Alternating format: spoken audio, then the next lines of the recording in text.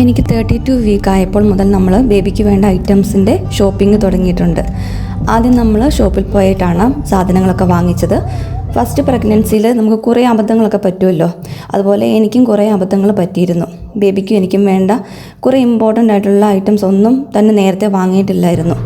ആകെ വാങ്ങിയത് കുറച്ച് ജബ്ലാസും സ്വാഡിൽ ക്ലോത്തും പിന്നെ നൈറ്റിയും മാത്രമാണ്. 37 വീക്ക് ആയപ്പോൾ ചെക്കപ്പിന് പോയ ദിവസം എന്നെ ഹോസ്പിറ്റലിൽ അഡ്മിറ്റാക്കി.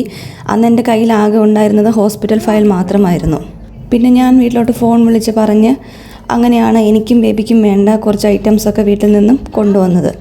അന്ന് ഞാൻ മുന്നേ തന്നെ ബേബിയുടെ ക്ലോത്തും എൻ്റെ നൈറ്റിയും പിന്നെ 2-3 മുണ്ടും ഒക്കെ കഴുകി വെച്ചിരുന്നു. അപ്പോൾ അതുകൊണ്ട് അതൊക്കെ ഒന്ന് എടുത്തുകൊണ്ട് വരാൻ മാത്രമേ വീട്ടിൽ നിന്ന് പറ്റിയിട്ടുണ്ടായിരുന്നുള്ളൂ.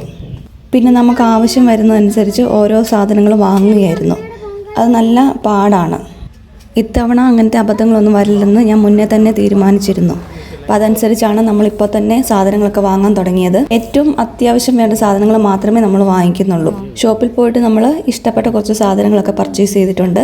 ബാക്കി സാധനങ്ങളൊക്കെ ഓൺലൈനായിട്ട് വാങ്ങാനായിട്ടാണ് തീരുമാനം. അപ്പോൾ കുറേ ഐറ്റംസൊക്കെ ഞാൻ ആമസോണിലും ഫ്ലിപ്കാർട്ടിലും ഒക്കെ നോക്കി കാർട്ടിൽ ആഡ് ചെയ്തിട്ടുണ്ട്. ഇനി അതെല്ലാം ഓരോന്നായിട്ട് ഓർഡർ ചെയ്യണം. കാരണം നമ്മൾ കുറച്ച് നേരത്തെ ഓർഡർ ചെയ്താൽ മാത്രമേ നമുക്ക് ചിലതൊക്കെ റിട്ടേൺ വിടേണ്ടി വരും. അപ്പോൾ അതൊക്കെ നമ്മൾ മുന്നേ കണ്ട് നമ്മൾ ഇപ്പോൾ തന്നെ ഓർഡർ ചെയ്യണം. അപ്പോൾ ഞാൻ എന്തൊക്കെ സാധനങ്ങളാണ് വാങ്ങിച്ചതെന്ന് എല്ലാം ഡീറ്റെയിൽ ആയിട്ട് എല്ലാ സാധനങ്ങളും വന്നതിന് ശേഷം ഒരു വീഡിയോ ചെയ്യുന്നതായിരിക്കും.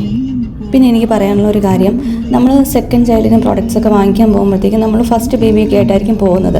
അപ്പോൾ ഞങ്ങൾ ഇന്ന് ഇച്ചുകുട്ടനുമായിട്ടാണ് പോകുന്നത്. പക്ഷേ നമ്മൾ ഒരു സാധനം പോലും അവന് വാങ്ങിച്ചു കൊടുത്തില്ല. കാരണം നമ്മൾ മുന്നേ തന്നെ ഇച്ചുകുട്ടനോട് പറഞ്ഞിട്ടാണ് പോയത്, ഇന്ന് ബേബിക്കുള്ള പ്രോഡക്റ്റ്സ് മാത്രമാണ് വാങ്ങിക്കുന്നത്, നമ്മൾ ഇച്ചുകുട്ടനും ഒന്നും വാങ്ങിക്കുന്നില്ല എന്ന് നമ്മൾ മുന്നേ പറഞ്ഞായിരുന്നു. നമ്മൾ ആദ്യം തന്നെ അങ്ങനെ ഒരു ശീലം ഉണ്ടാക്കി വയ്ക്കുകയാണെങ്കിൽ നമുക്കത് ഫ്യൂച്ചറിൽ വലിയ പ്രശ്നം വരികയില്ല.